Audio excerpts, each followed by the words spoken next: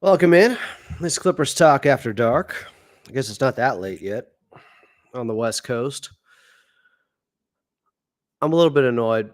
Sorry, Dalton Connect has 37 for the Lakers, and the game's not even over yet. I think he's like 9 of 11 from three. I was watching some of that. I needed this as a distraction. I was upset draft night about the Lakers getting Dalton Connect. I'm upset now. I was upset when Snoop Dogg came up and said, "Oh, his nickname's West Side Connect Gang." When I had that on draft night, it's on Twitter. And now he's going off like this. They're playing Utah. Utah's bad. We just saw them the other night against the Clippers on Sunday. But Javal18 said, "Hey, Adam. Javal, what's up?" So, a couple things to clear up in this episode. First of all, we're going to preview the Orlando Magic game coming up tomorrow. Big game. Clippers have won 5 straight at Intuit Dome. They've won 2 straight after losing 3 straight on the road. They came back home to that safe haven at Intuit Dome. We'll also discuss Norman Powell being out tomorrow and who's going to replace him. Who are the guys that could replace him? Is it Jordan Miller time? Please, it has to be. But I want to start things off with this tonight. Much has been made over a pretty innocuous quote from Coach Lue pregame yesterday, giving an update on Kawhi Leonard. And I'm going to play it for you because I feel like some people just took it and ran and turned it into something more, something bigger. And it doesn't make a lot of sense to me.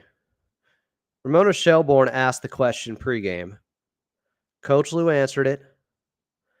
But I don't think it's very illuminating or changes the calculus for when Kawhi Leonard's coming back at all.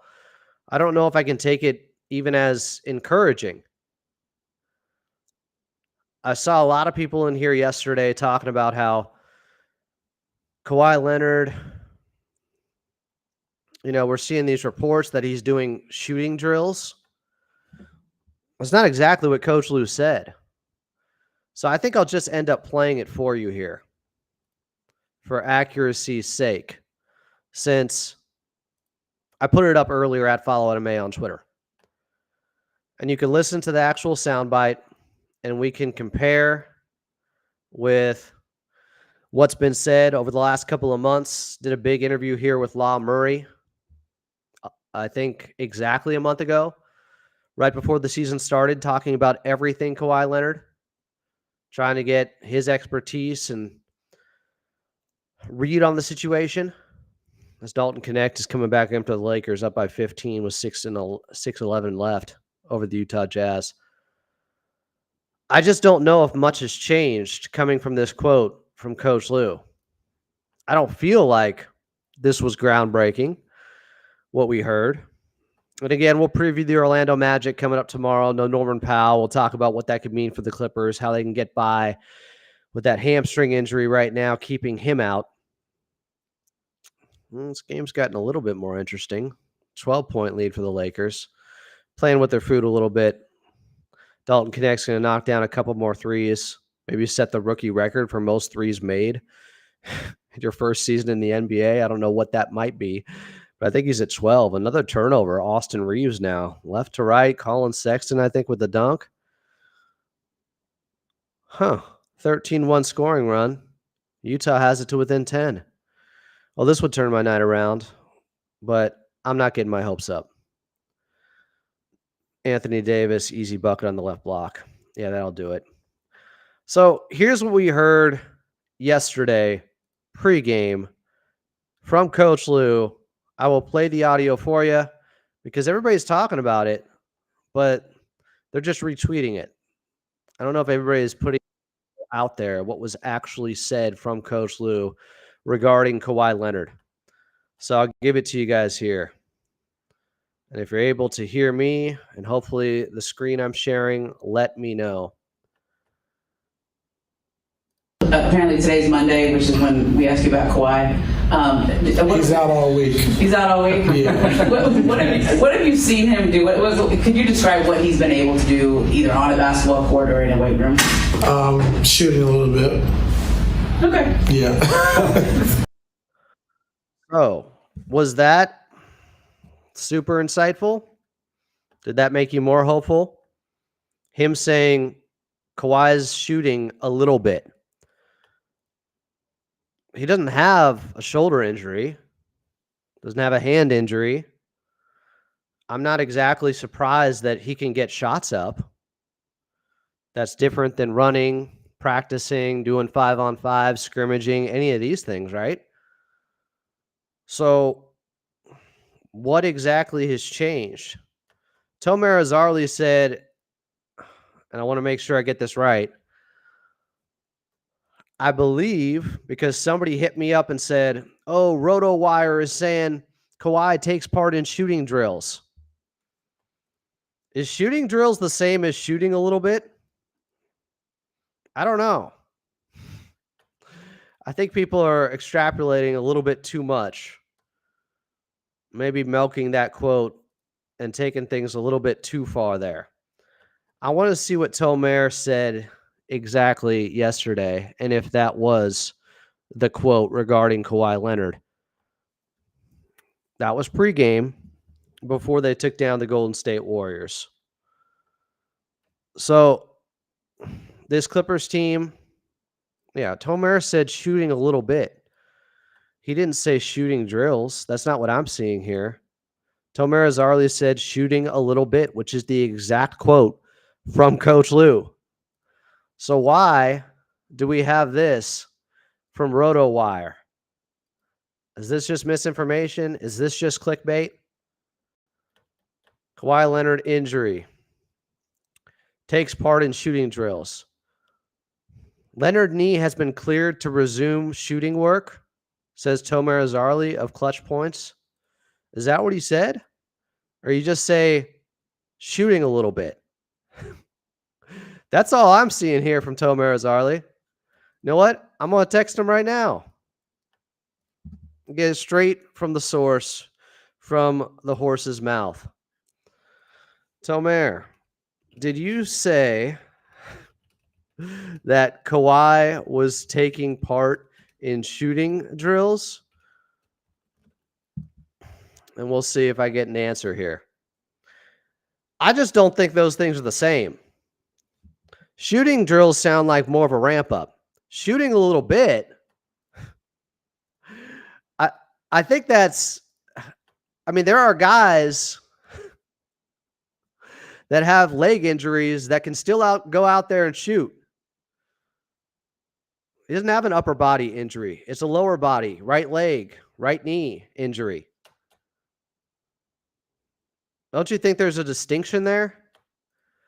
Bay City RX7 said, hey, Adam, I've learned to live with the injuries. I'll be optimistic when I see him play. That's probably the best way to go about it, Bay City.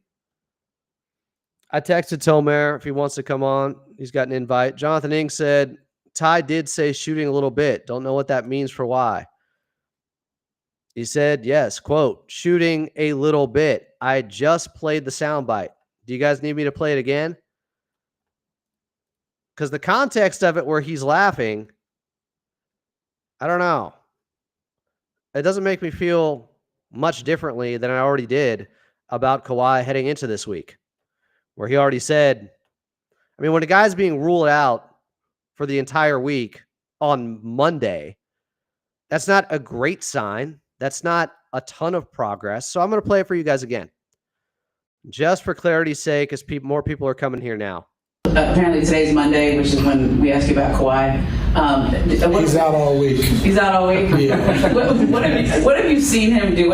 Could you describe what he's been able to do either on a basketball court or in a weight room? Shooting a little bit. Okay. Yeah.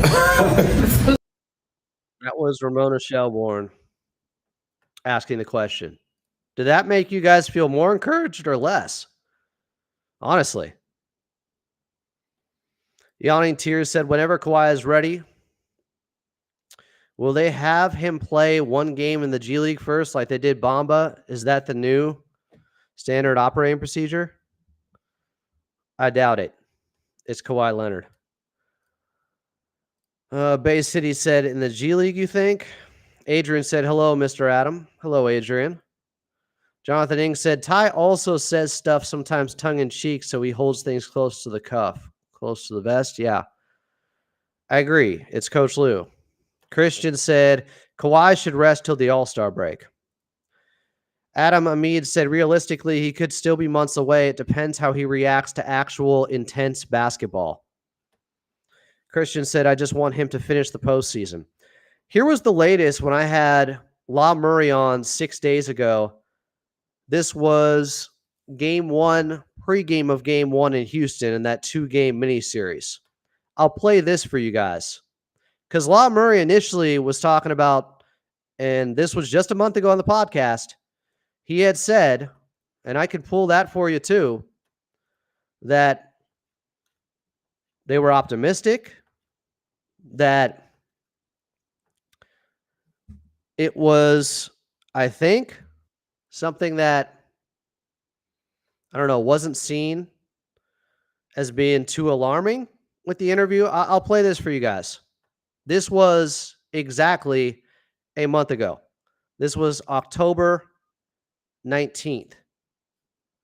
As I'm trying to piece together what's going on with Kawhi and if there is a light at the end of the tunnel here. It's like, yeah, he came back in April from this knee thing, and that didn't work. He comes and tries to play in the summertime with USA, can't even get to training camp without the thing flaring up again. And that was with a procedure and everything. And now, the good news is he hasn't had a setback, Adam. But he hasn't tried playing 5-on-5 basketball yet. To me, this is the entire point. Is the swelling only down? I'm not trying to be an alarmist, but is it only down because he's not making those explosive movements yet like he was trying to with Team USA or like he was trying to in the playoffs against Dallas? That's what we don't know.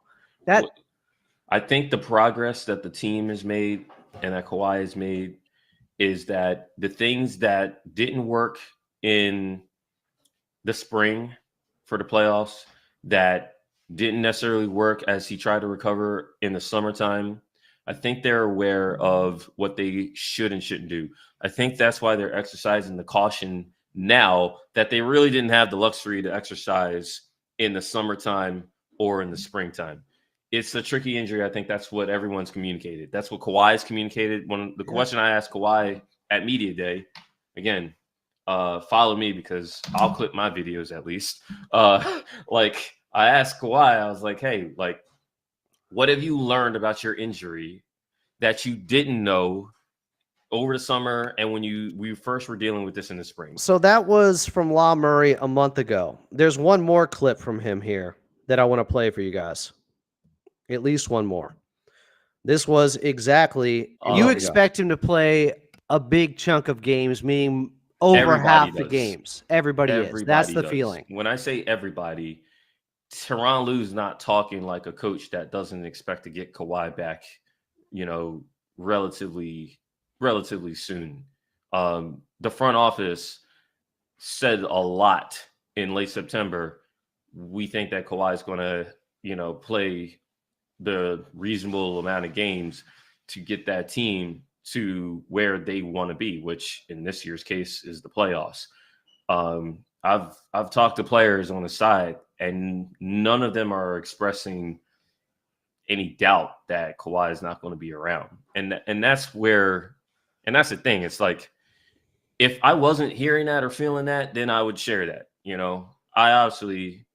I leave the emotions out of it when it comes to, reporting about Kawhi. I'm not here to, be like, oh my God, sound the alarms and shit. I've never done that in 4 years of covering this team. So that was La Murray from a month ago saying Ty Lue's not talking like a coach that doesn't expect to be getting Kawhi back. Relatively soon, he said? Tyronn Lue's not talking like a coach that doesn't expect to get Kawhi back, relatively soon. So I asked him in this interview what relatively soon means, like before the end of the year. And Law kind of gave me a look like he thought I was joking. Like he thought I was being a smart ass. I was dead serious. Like, what does that mean? Relatively soon. You're talking about Kawhi. Well, now it's November 19th. Lob Murray had said he was thinking about second week of November, possibly. But then he came on with me, obviously, in the second week of November last week. And this was on a Clippers Talk pregame show for the first of 2 games in Houston. This was from last Wednesday, where Law Murray updates you on his position regarding Kawhi Leonard. Talk with Coach Lou also about Kawhi Leonard. People are asking the question, what does this mean when Kawhi is coming back? Initially, everybody thought, of course, he's going to replace Mann in the starting lineup. Is it still that way where he would just slot in for Chris Dunn going back to the bench? I think that is the expectation, but I just feel like, I don't mean to put a damper on things. I just feel like expectations for Kawhi need to just be depressed at this point. Like significantly depressed and decreased. If he gets back on the practice floor this month, I think that's great. I can't see him playing in a game this month. I mean, I know what I said last month about, hey, like maybe November. I'm just not there anymore. Like, I'm not saying he's had anything wrong happen. I just don't think that the benefit of doubt is there for any party involved. So if anything you get from Kawhi this month is a bonus. When he gets back on the floor and gets back in the lineup, you're not getting an all-NBA player. You're getting a guy who's trying to work his way back. I think we need to start looking at Kawhi in that regard. It's not like Kawhi's going to be back. He's going to play 30 minutes. He's going to take 20 shots. It's Kawhi's back. Let's see how long it takes him to get back to that level of player that he has been. So you're not saying there's been a setback. It's just taking longer. It's just no setback. Just a guy who's got a knee issue and has had a knee issue for months. Like, I think we just got to be realistic about it. We got to be real about it. I hate asking about Kawhi because the reality is, like, it's what is 100% for Kawhi? That does not exist. Like, you got guys who are in perfect health in their 20s talk about getting to the playoffs and how they're not 100%. So why are we expecting that for Kawhi? Like, I think we should all just be holding our breath with Kawhi when he gets back, that he can actually be 100%. So, I hope Kawhi gets, continues to progress like everyone is saying, like Teron Lue said, but like, let him get back on his pace. Like, I'm not really the team that you see on the floor right now is the LA Clippers team. And that's how people should be looking at it until Kawhi does get back, whenever that is. So let's talk. So that obviously was more of a downer. I don't think that made anyone feel more hopeful, but I didn't even need to hear that necessarily to know that if he's not practicing, he's not playing yet. He's not close. And then we get from Coach Lue yesterday, quote unquote, he's shooting a little bit. And RotoWire comes out and just completely spun it because guess what? I just got the text back from Tomer Azarly. RotoWire took what he said, quoting Coach Lue, saying shooting a little bit, and they said takes part in shooting drills. That is not the same thing. As Tomer texted me, he said just that he was doing some shooting doesn't imply shooting drills. So I let Tomer know that RotoWire is taking it to a different place. Like, shooting could mean something much less formal than actual shooting drills in a workout like that. Shooting a little bit. That could mean nothing. That could mean he put up a couple of shots while the rest of the guys were practicing. That doesn't tell you anything. This is, yeah. It's definitely vague. It's definitely open-ended. It could mean a lot of different things. As I see Mo is in here. And our friend from Japan. Has been a while. Garrett said, Mo Bamba saying that the training staff held him out despite him wanting to play through injury makes me feel like Clippers are holding Kawhi out as long as possible. That could be what's going on. It could be that simple.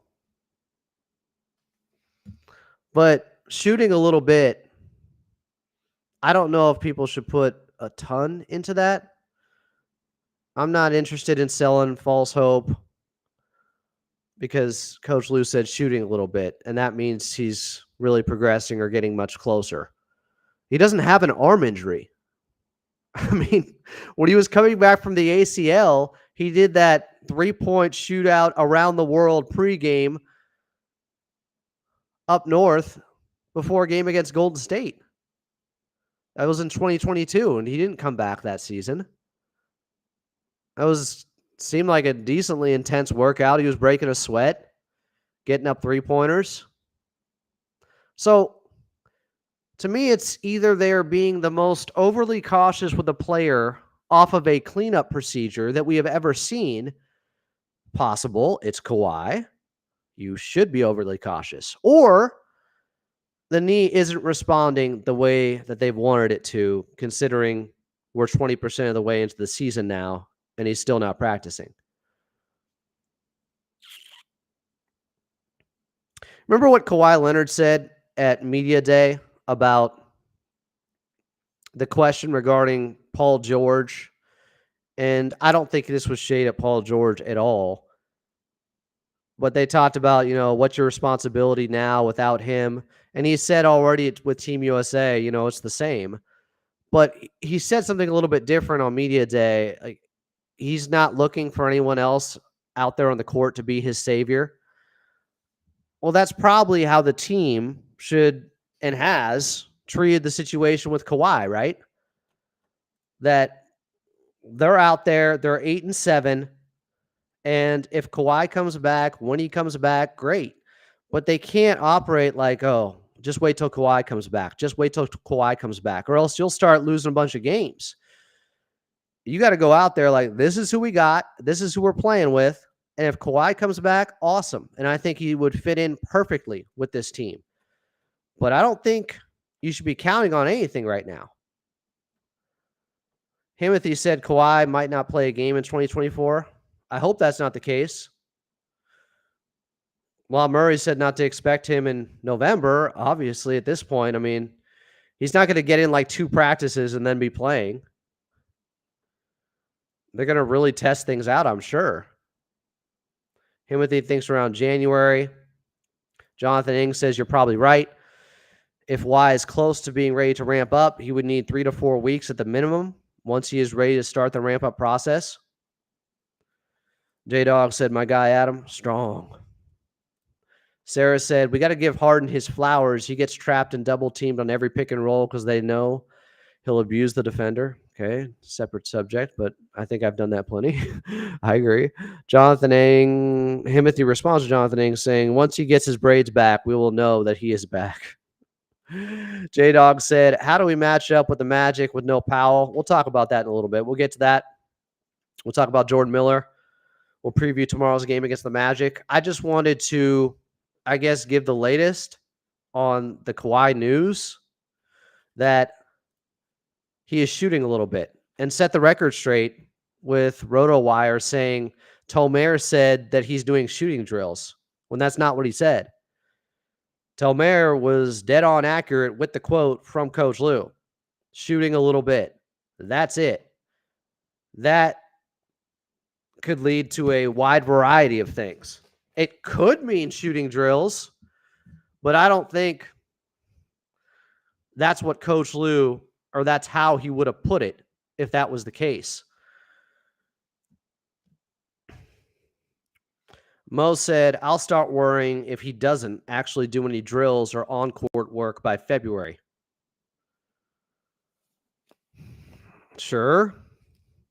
I remember when Dr. Shapp came on, I think the day after Law Murray came on from some of those clips from YouTube from a month ago, and he was talking about, it's semantics, whether or not you want to call this a setback right now. The season has started. Kawhi isn't playing. You could say that's somewhat of a setback, right? Doesn't necessarily mean he's re-injured anything, but just the fact that if he had surgery in May, he tried to go for Team USA. There was a setback right after Team USA. Joey Lynn got that out of Coach Lue. But there hasn't been a setback since then. Okay. But he's still not playing and practicing. What are we talking about? It doesn't seem like he's that close. Unless they're just being so overly cautious and tight-lipped about it because they're 8-7 and they're just trying to buy Kawhi more time. That could be. I don't know. But I do know shooting a little bit is different from doing shooting drills. He's got a right knee injury. I think he can do some set shooting. He did it like, I don't know how long was that? 7 months after the ACL injury? He did that shoot around pregame for whatever reason at Golden State. I was off an ACL. I expect that he can shoot the basketball and do some stationary stuff. I don't know. It's tough, guys. All right. So, Norman Powell, we know, is also out tomorrow. Norman Powell tweaked a hammy. I think it's called a left hamstring strain. That's what they're identifying it as. That's what it's listed as on the injury report. And he came back and played in that game against Golden State, and they don't win without him. And he played great and hit 3 3-pointers in the fourth quarter, and those last two were so clutch.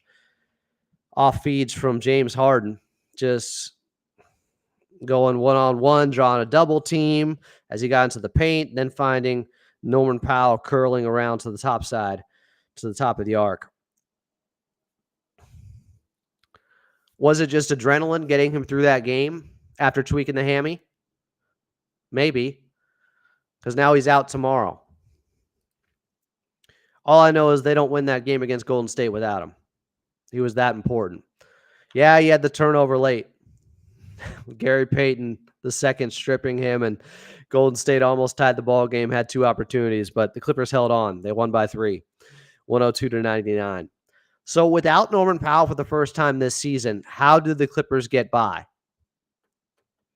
Because this is somebody that is not just having, a breakout year. I think he's averaging 9 more points per game than last season,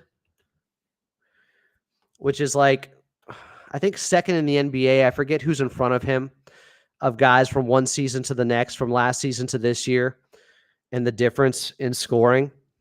I mean, he's almost averaging 10 more points per game. He was at 13.9 points per game last season. He's at 23.3 points per game this season in 15 games. And what's even crazier is he's shooting a higher percentage from the floor and from 3. He went from just under 49% from the field last year to now at 49% from the field. And last year he shot just under 44% from 3. And right now he's just under 49% from 3. Typically, when the volume goes up, the efficiency doesn't always follow it.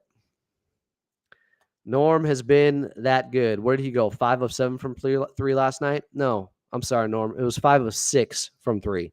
9 of 15 from the field to get his 23 points, which is his average. How do you make up for all that? How do you get by? It sounds like KPJ was not on the injury report. I can quickly answer that question, Mo. So I assume he's good to go. He wasn't on the report. Who's in the starting lineup without Norman Powell now? Well, Chuck Mockler, I think, astutely brought up on Clips and Dip earlier that Amir Coffey should get the first shot. Law Murray had tweeted this out too, bringing up the point that when Norm was out in that preseason game in Seattle against Portland, they went to Steve Ballmer's old stomping grounds. It was, in fact, Amir Coffey back in the starting lineup, who started a lot of games at the end of last season when Kawhi went down. He was in the starting lineup a ton. So the other guy, Terrence Mann, he was just in the starting lineup until what? The last 4 games? It was game 1 in Seattle. Yeah, or no, game 1 in Houston, I should say. So yeah, the last 4 games, Terrence Mann has been out of the starting lineup. Did they just put him back in? Would that make the most sense? Or go with Amir Coffey, who stays on a heater. I know he was just 3 of 8 from the field last night, but who cares? He got to the free throw line over and over again and still hit a big 3 late. He had 15 points on just 8 shots. He is shooting on the season 45% from 3 after a season last year where he shot 38% from 3 in 70 games. That's not nothing. He ended up taking 184 3-pointers last year to get to 38% from 3. That's decent volume. That's respectable, and it's not a fluke. Amir Coffey has had another season shooting 38% from 3 while taking about 4 threes per year. That was the year Kawhi Leonard was out all year, the 21-22 season, and Paul George played 31 games. So I think this is who he is. I don't know about 45% from 3, but I think he is an above league average 3-point shooter. I think he's around 38%. And we know he's been clutch late in games too. I like the idea of going with Amir Coffey. His defense was also fantastic on Steph Curry late in that game, had the big block. It was very good against Jordan Clarkson, who got loose for a little bit the night before, but still, reward the guy who's been much more assertive with his scoring. I would say go with that guy over Terrence Mann, even though I like what Terrence Mann has been doing very quietly. 3 out of the last 5 games or so, Terrence Mann's looked much better. It started with that last game at Intuit Dome before the road trip, where he played well against Toronto and had those 2 defensive plays at the end. Then when he got benched in Houston, that first game, he had 14 points. He had a chunky stat line. And then last night, he had a really good performance against Golden State and got minutes late in that ball game because of it.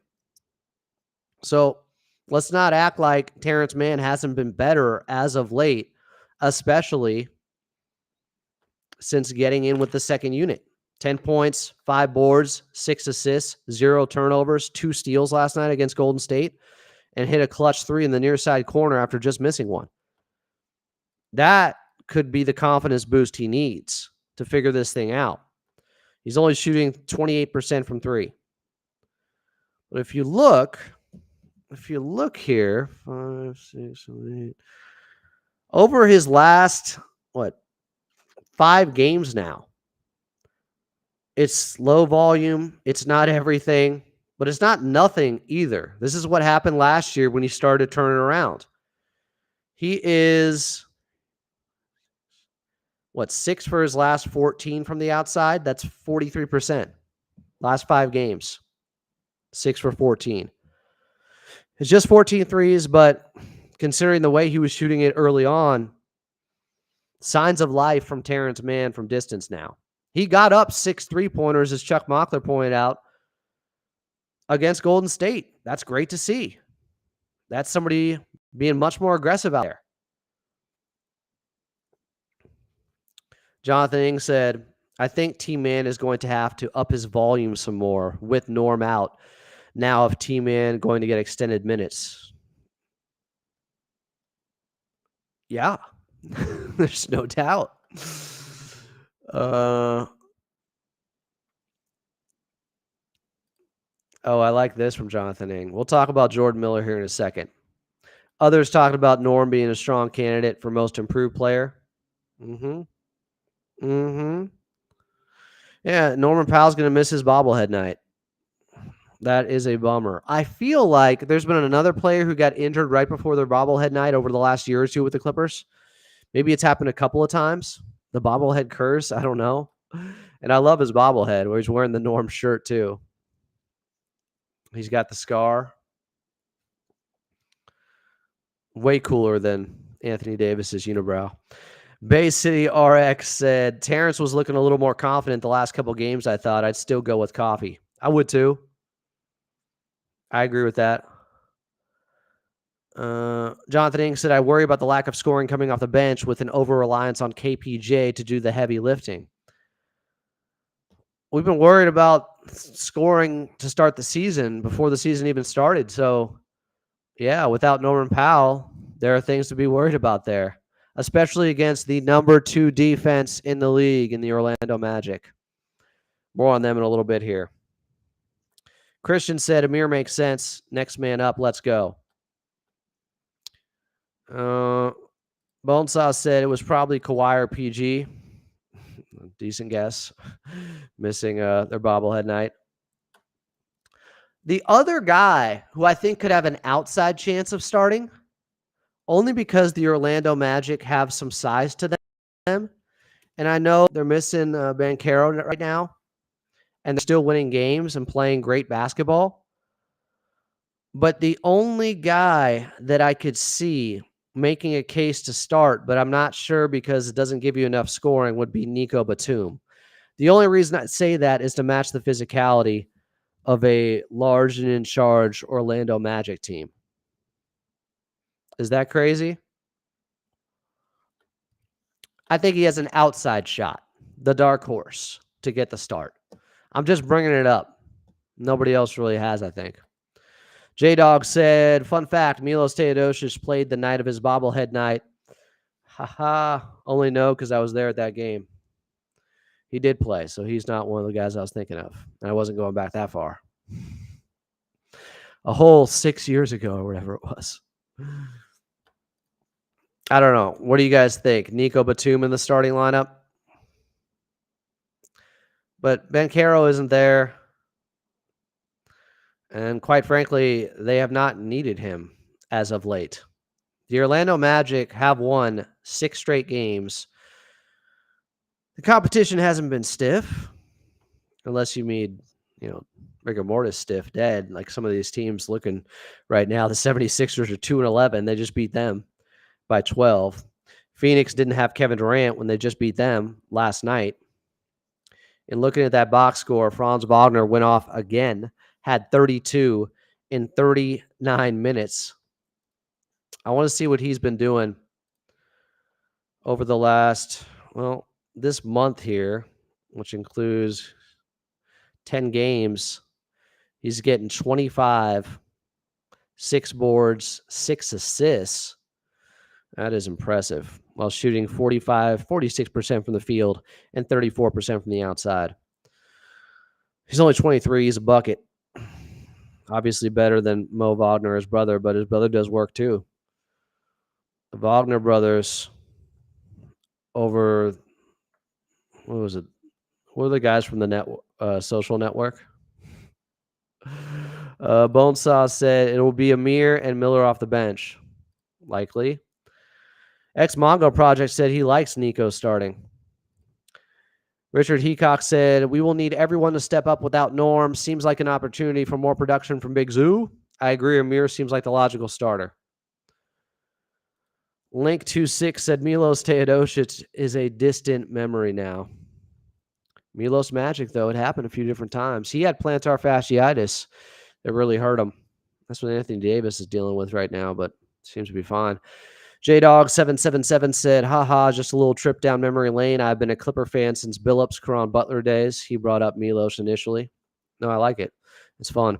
Garrett Griffin said, I think it's got to be Amir. Love Nico, obviously, but Amir is just a better scorer and shooter right now. I'm with you.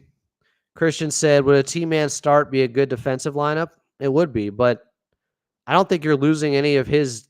I think Amir is right about there as a defender with Terrence Mann, and he's offering more on offense right now. Jeremy Mormon said, why not start Kobe Brown or Jordan Miller so they can have the support, or Harden on offense and Derrick Jones Jr., Dunn, and Zoo on defense? I just don't know if the young guys, look, you never know with Coach Lue. You never know. Something like this could happen. But I'd be a little bit surprised to not go with Amir Coffey instead, who has earned it over those guys right now. Bay City RX7 said, I liked how Milos would rock up in his sweats while others were a fancy like. Can't even read that. Tim A said, probably more Bamba minutes when the 7 he got against, then the 7 he got against the Warriors. Better matchup for him. This is his former team. J-Dog said, Milos had that aura.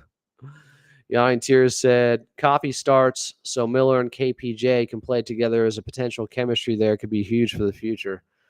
Probably getting a little bit ahead of ourselves, maybe. Ex-Mongo Project said, I fear we will see more Bones than Miller. I brought that up on Clips and Dip. What about Bones? Are we sure Bones doesn't get to play? Bones can be a bucket. Bonesaw said Amir can play the 4. He can. I still think it'll be the 3 in the starting lineup with Harden, Dunn, Amir, Derrick Jones Jr., Big Zoo. I don't think, there are options here. But as someone else just pointed out, the most logical one feels like Amir Coffey getting the start. Also based upon what happened when Norman Powell didn't play in that game in Seattle. Preseason, I don't know how much you can put into it, but it's not nothing. It's more data or more information or evidence than we got on somebody else. That was the last guy to play when Norman Powell wasn't starting. So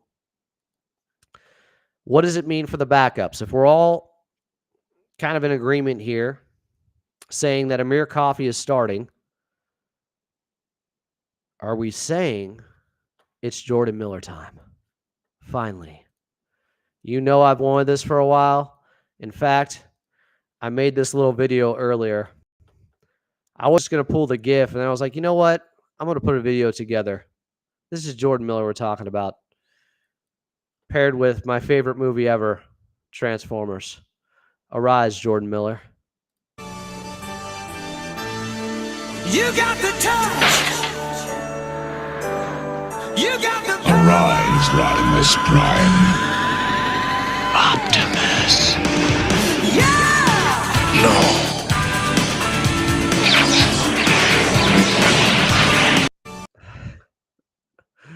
What'd you guys think of that? I do all right? Do you know the reference? Have you seen 1986 Transformers, the movie? It's the best ever. Hardcore, goes for the jugular. They swear. The Transformers swear in it. Oh, shit, what are we going to do now? Open, damn it. Sorry, it's my favorite movie ever. I can't help it. Quote a few lines. I know I'll probably get the copyright strike. What am I going to do? Garrett said, I think regardless of who starts, Zoo needs to be the primary option on offense. Suggs on Harden is a nightmare matchup, and don't feel like Amir, Dunn, or DJ can score at a high enough level.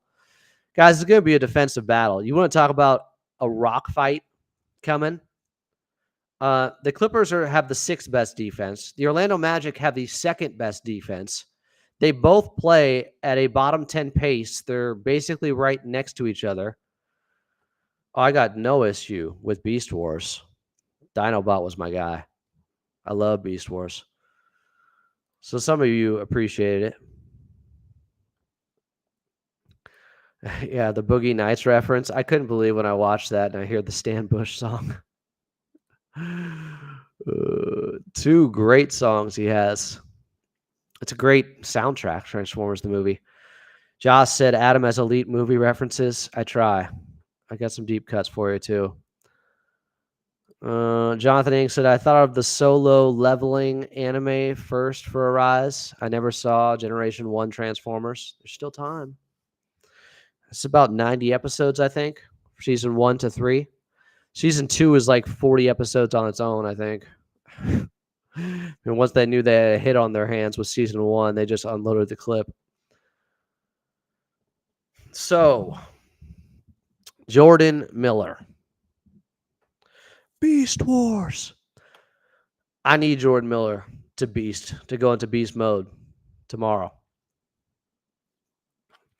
I need him to go Optimus Primal or Cheetor or Tigertron or Rat Trap or was it Rhinobot? What was the rhino's name? Dinobot Maximize. Yes. And of course, there was Megatron out there. So my thing with Jordan Miller is he hasn't been stopped yet. They couldn't stop him in the G League. They couldn't stop him in Summer League. They couldn't stop him in the preseason. And then Tari Eason couldn't stop him against the Houston Rockets last week. Sure, it was garbage time. I don't think they were trying to foul almost every possession because they could not handle Jordan Miller. Rhinox. That's who it was. Thanks, guys. Ironhide. Yeah, a lot of Transformers died in the movie, by the way, 1986. Spoiler alert. Jordan Miller has been taking souls, though. He got matched up against Keegan Murray in that last preseason game, and he bodied him multiple times. The first Rockets game last week, he went right through Fred VanVleet. I know he's small, but he's a good defender. He had the crazy and one. He hit a three. Until somebody stops him and shows that, okay, he finally hit his ceiling right now. We know who he is.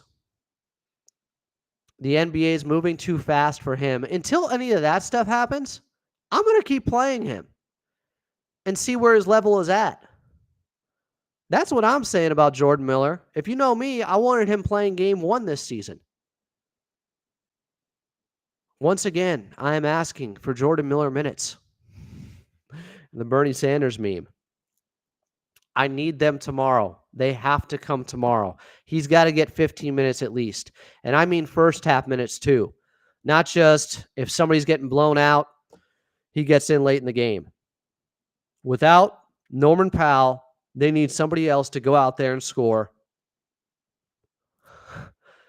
I think Jordan Miller is very capable because that's all we've seen. He hasn't let us down once. He hasn't had a stinker performance once.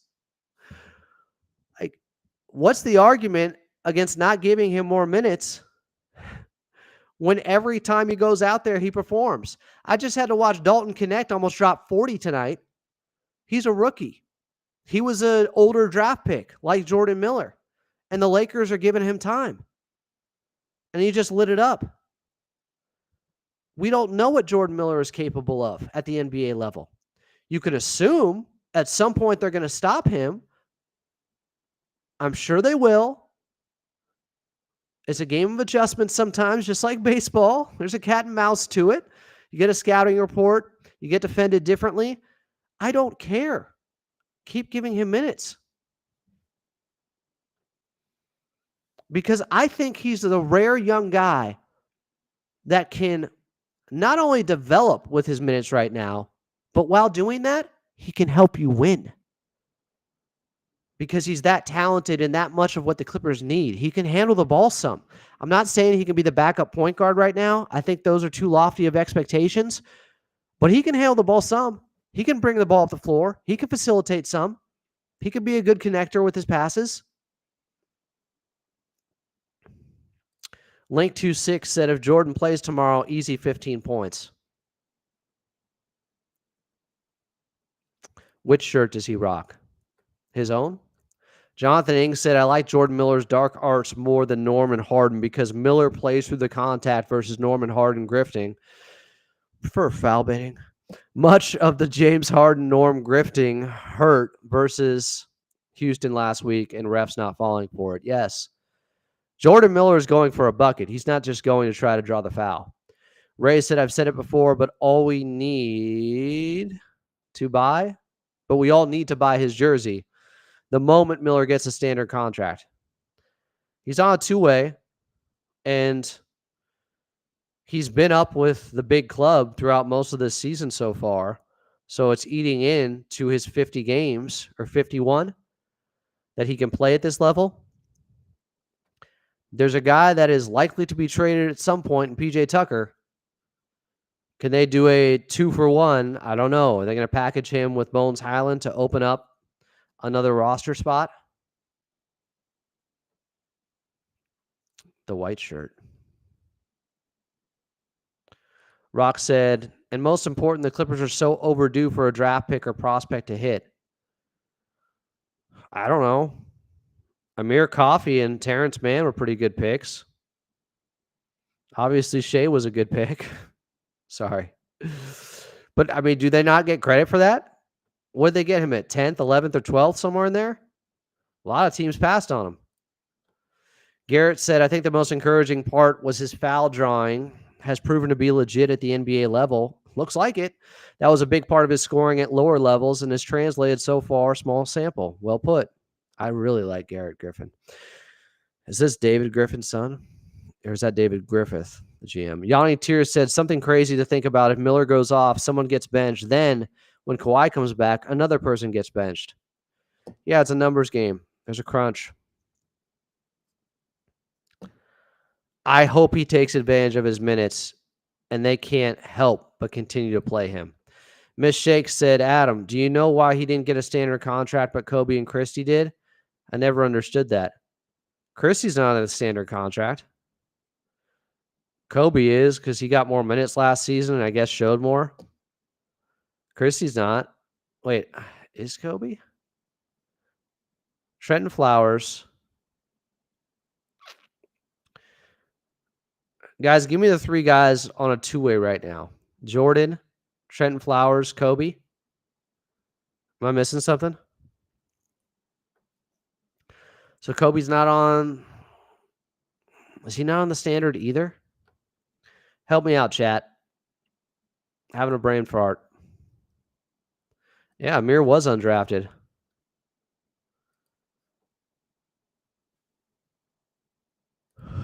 Oh, that's true. Kobe and Christie were both first-round picks.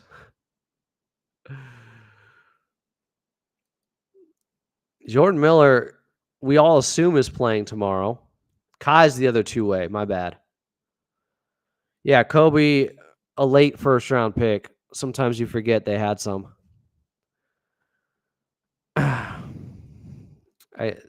That's the difference. Christie, though, isn't on a two-way. Flowers, Miller, Kai. Copy. Well done, Jay. Yeah, Kai grabbed that final two-way after his play in the preseason and the need because Mo Bamba was out. But I think it's pretty clear. I was never surprised by this. Mo Bamba was on the standard contract. Kai wasn't. It was Mo Bamba's job to lose. Kai was going to have to play outstanding ball to beat him out. That's not happening. So we all expect Jordan Miller to play tomorrow. We expect Amir Coffey to be in the starting lineup. I hope we're not let down. I hope Jordan Miller gets to play and takes advantage of his minutes and makes it too hard for them to take him out of the game, to take minutes away. You get that opportunity, you have to take advantage of it. Make the coaches have to make a tough decision, or make the front office have to make a tough decision with maybe a consolidation trade to open up a spot. We know PJ Tucker wants to be out of here, but how's that going to work? Someone get traded with him? It's just not easy. Julio said, hi, Adam. I think it'll be tough against the Magic offensively without Norm, especially since they're strong on defense, and adding Caldwell Pope has made them even better on the perimeter. Offensively, they're actually worse than the Clippers so far. Their defense is fantastic. We knew that coming into the season. They still struggle on the offensive end, though. They're the number 2 defense. They're the number 25 offense. They're worse than the Clippers offensively. It's going to be a rock fight. It's going to be first to 80 wins. Oh, God. Rewind, Jeezy Beezy. I feel like this is a borderline timeout, but I don't feel like doing it. Jay said, Kerr's going 12 deep this year. Why can't Ty?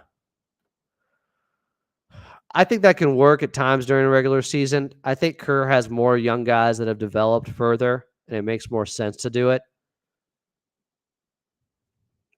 I think the Clippers probably still need to make one move to open up some spots, but I also think Kevin Porter Jr. has not been suspended yet, and I'm a little bit surprised by that just based off of precedent with what we saw with Miles Bridges.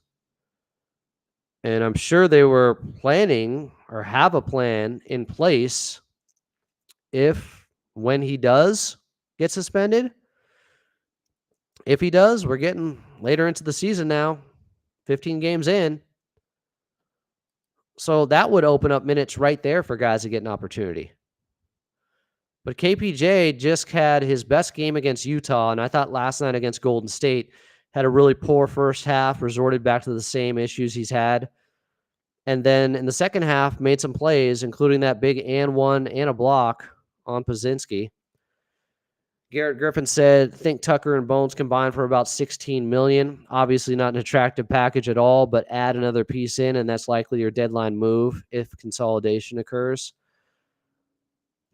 Yeah, I just wonder, December 15th, a lot of guys can start to be moved that sign new contracts this offseason. And I wonder if that's what the Clippers are waiting for with PJ. Julio said offensively they have a lot of struggles. Franz Wagner is their only efficient scoring option with decent percentages, while the rest of their players aren't very effective. It's true. Rock said, funny thing about the consolidation trade would be that you are trying to trade DNP guys for a rotation player, which in fact makes things even harder unless a guy playing does out. Don't understand what you're trying to say. Yeah, tomorrow's going to be a 90 slugfest type contest. Unless they both get super hot all of a sudden from three, which the Clippers can. The Orlando Magic are the worst three-point shooting team in the league. Adrian said, what if Jordan Miller gets 20 points tomorrow? Is he solidified for a roster spot in playing time? I hope so. I mean, there will be an outcry if he's not. If he goes and gets you 20 and you win the ball game and then you go away from him. I love how everybody says Jordan Miller will get his shot, and when he does, he'll never look back. To me, if we already know that about a guy, then he probably should be playing, especially in a season like this. But I can't argue with the results. They're 8-7. Julio said offensively they have a lot of struggles. Franz Wagner is their only. Okay, I think he just said that.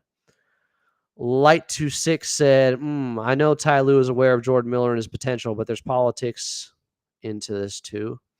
Julio said, hi, Adam. I think it'll be tough against the Magic offensively without Norm, especially since they're strong on defense. I feel like I read that. I feel like I'm getting some of the same messages here. Greetings from Italy. Julio Muchita. I know that's it. Jeremy Mormon said, sounds like he was just checking a box. Christian said, player of the game, KPJ. He will shine in the rock fight. Watch. Norman's not good. Norman's not playing. As you missed the conversation here, but we got Amir Coffee, collectively, some groupthink going on. Follow the herd. We all believe that Amir Coffee is going to be starting tomorrow in place of Norman Powell with that hamstring issue. Garrett Griffin said, wasn't Houston bottom 5 in three-point shooting? Yes. Looked like the prime Warriors when the Clips played them. Those numbers go out the window when the game starts, in my opinion. Sometimes they do. Sometimes they do play to the numbers, though. They did for a while with the Clippers. They had like 5 games straight where teams were shooting poorly from three because they were poor three-point shooting teams. So we can get into it a little bit more with the matchup and the numbers. Adrian said, I feel bad for Kobe. He doesn't get looked at as much. Maybe Kobe does tomorrow against Orlando. Physical game, battle on the glass. So when it comes to the Magic, as I mentioned, second best defense, but ranked 25th on offense. They are last in three-point shooting in the league at 31% from the outside. The Clippers are about 38% from three after another hot shooting game. In fact, I want to know something here real quick. I was thinking about this earlier today. I think if we go back about, I don't know, the last, let's see, 15 games, if you take out the first 6 games of the season. So if we go back the last 9 games, I bet you the Clippers are near the top of 3-point shooting percentages in the league. Boom, they're second. Last 9 games, they are shooting just under 41% from 3, only behind the Cleveland Cavaliers. They have had some real hot shooting numbers go in their favor here. Last 9 games, Clippers second in the league in 3-point shooting at 41%. First 6 games, they got off to a slow start. On the season, though, how many threes do the Magic attempt to have this awful number? They do put them up. They attempt 38 per game. So the problem is, if they ever do get hot, they may run away with a ball game. They're playing the analytics some. For instance, the Clippers, well, the Magic take 38 threes per game. The Clippers are just at 34 while shooting 38% and being the second hottest team from 3 of the last 9 games. Teo Ramirez said Miller needs his minutes. Bay City said, I need a beer. Christian said, damn, Adam, great stat. I was thinking about that earlier today. I forgot to look it up for the preview, but I do have some other numbers here for you. Cobra Noob said, I looked and saw Powell out and just know the Clippers curse is here. He got him that win and played through the hamstring, probably fueled by adrenaline against Golden State yesterday. Like we know how long he's going to be out. Hopefully not that long. So they're right next to the Clippers in pace. They're both bottom 10 in pace, which makes it a lower scoring game as well, and a defensive, grinded out type of game. What's interesting is one of the reasons Steve Kerr said that the Clippers maybe have had an advantage against them is because they've been slowing down the pace with James Harden being more methodical, where Golden State wants to get up and down more, and it made them play at a slower pace. So when people always think like, oh, higher, faster pace means it's better, means you're a better team. That's not necessarily the case. Or people say, oh, this slow James Harden basketball, I don't like it. Well, it can disrupt the opposition sometimes, and it has in 2 games against Golden State. Check this out. Orlando is the best defensive rebounding team when it comes to defensive rebounding percentage. The Clippers are second in that area, but the Clippers are better on the offensive boards. They're 12th in offensive rebounding percentage. Orlando is 18th.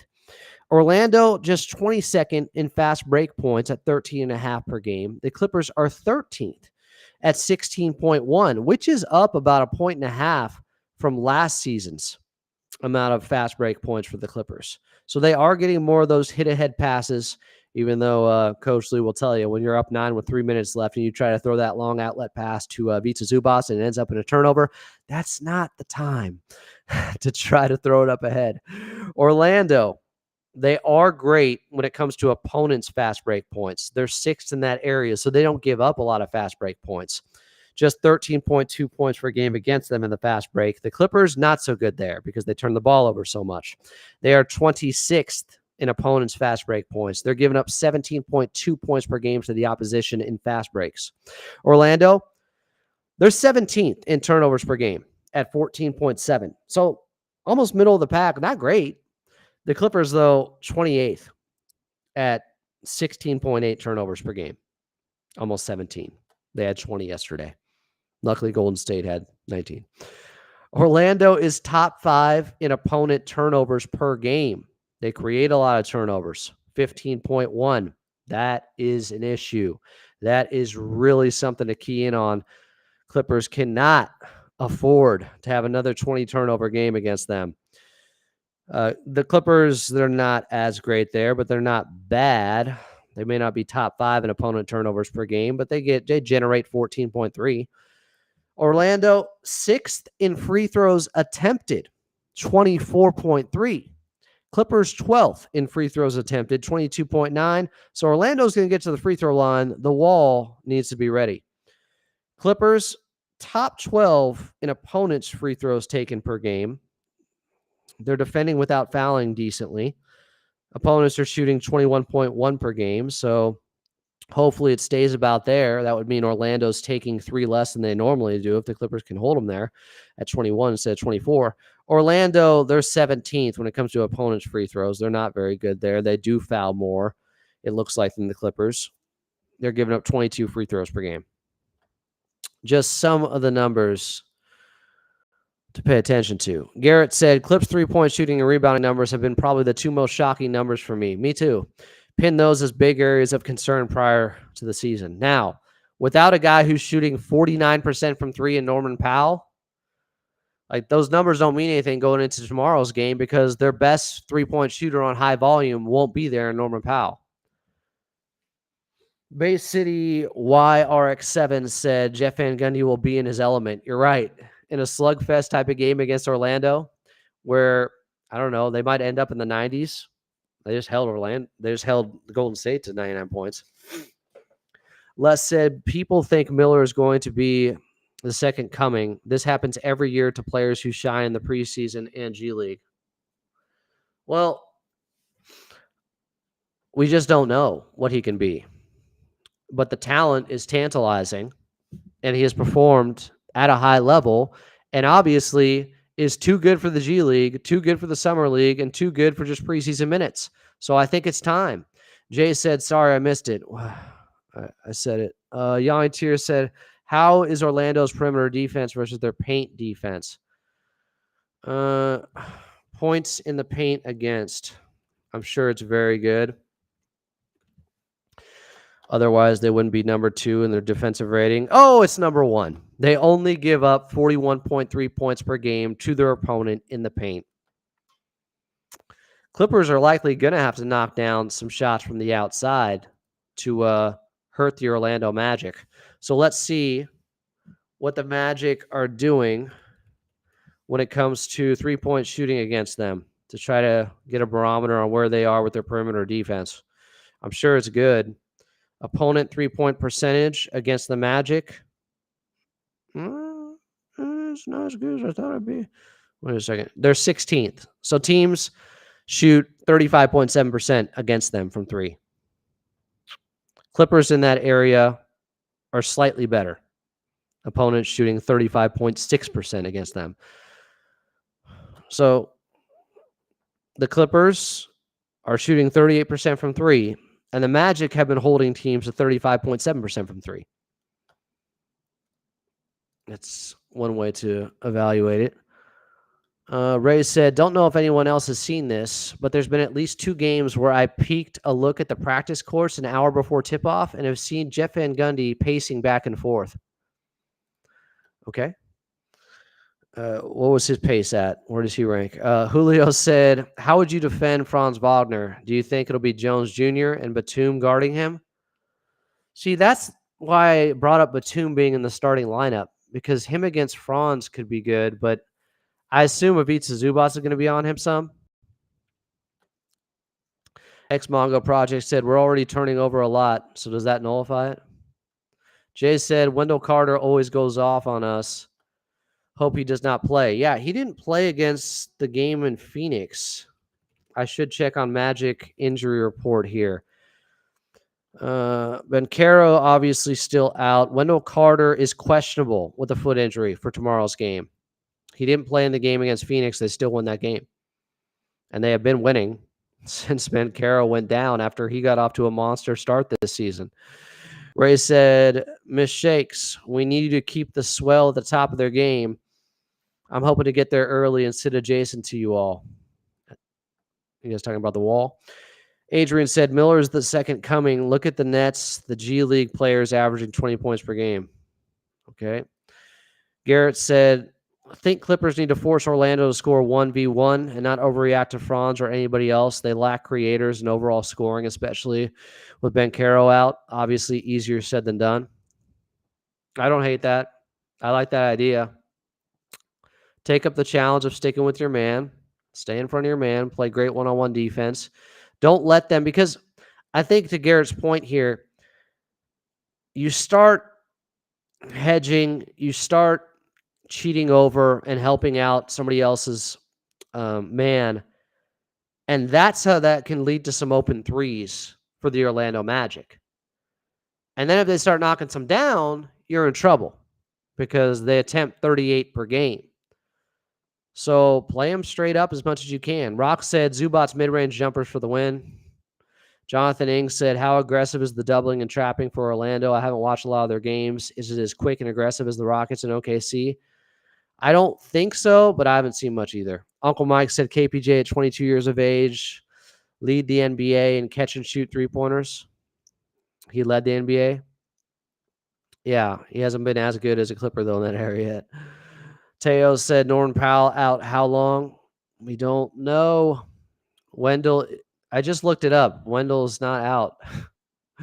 Oops, ignore my comment.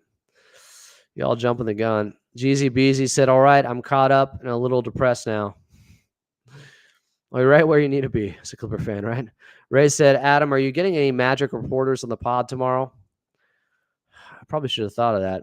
Deca Fantastic said Wendell is questionable. That's what I said. Miss Shake said, hey, Ray, we are on it. The wall has been on point lately. Yes, they have. Yes, get there early and make sure you're loud. Are you in the supporter section? If not, look for me, and I'll see if we can get you in. To the point of the work the wall has put in. Law Murray had this regarding the amount of missed free throws yesterday by the Golden State Warriors. I thought this was a really cool stat. Let me try to find it for you here. The wall got them to miss 10 free throws. I'm giving you guys all the credit for that. You deserve it. So Law said last night, the Warriors missed 10 of 19 free throws in a 3-point loss to the Clippers. Only other home game in Clippers franchise history where they won by 3 points or fewer and the opponent missed more than half of 10-plus free throws. March 31st of 1989, back at the Sports Arena, the Clippers won 109-106 over the Spurs, where the Spurs went 10 of 21 at the free throw line. So kind of some specific parameters there, but just showing the fact a team missing 10 free throws, it's really, really rare. I don't know what some of these questions in here are. This is a little bit uncomfortable. Garrett said, Franz is a great player, but he's not scoring 50 and beating you by himself. What will kill them is a 30-8 game. Yeah.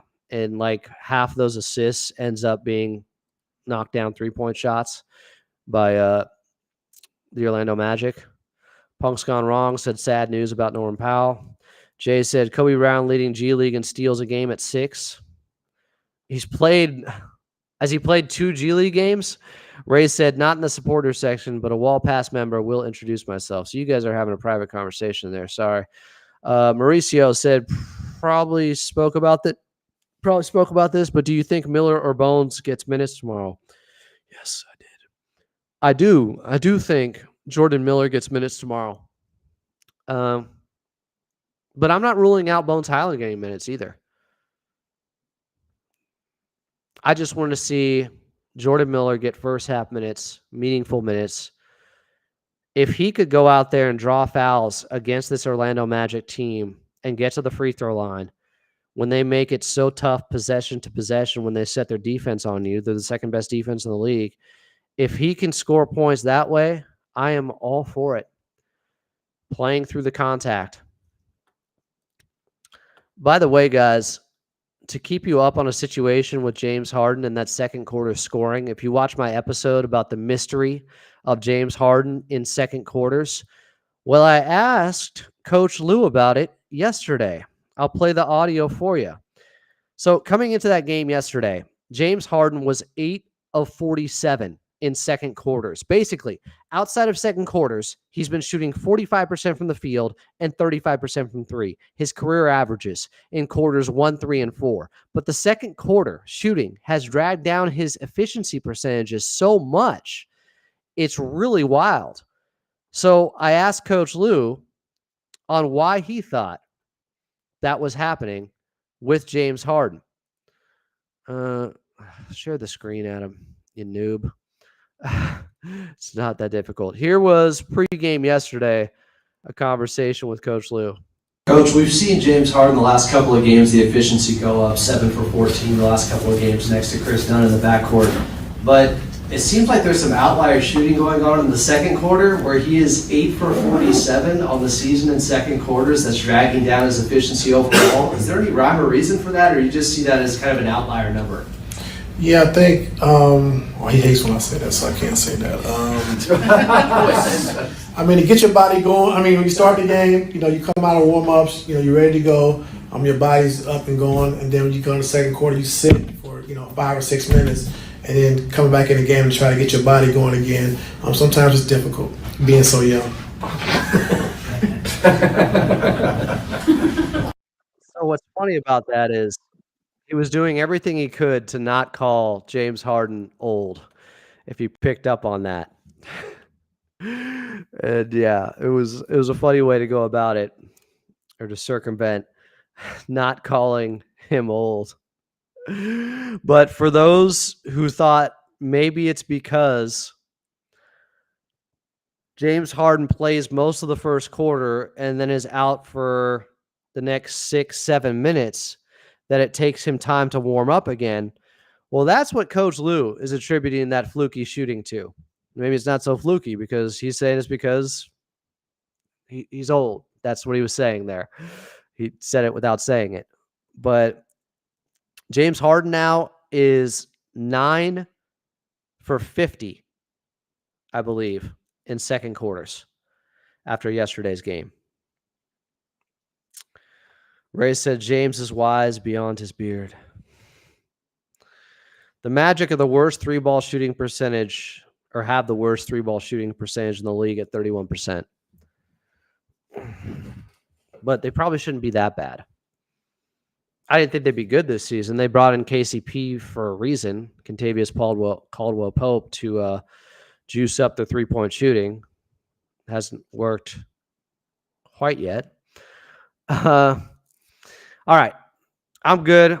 I appreciate you guys in here. If you missed the beginning, we talked about Kawhi Leonard and the non-update update that people, I think, are making too big of a deal out of. I'm not trying to be a doomer. I'm not trying to be negative. I'm trying to be honest and realistic about the situation. If he's not practicing, if he's just shooting a little bit, quote unquote, as Coach Lue said, that doesn't make me feel any differently than I did going into that game, or going into this week when it comes to Kawhi's health. So that's all we got for now. Coming up tomorrow, we'll have your pregame show starting at 6:30. I believe the game tips off at 7:30. Clippers taking on the Orlando Magic. This is game 3 of this 4-game homestand. Yep, 7:30 tip-off. Pregame starting at 6:30. I will be back then. I love y'all. Be good.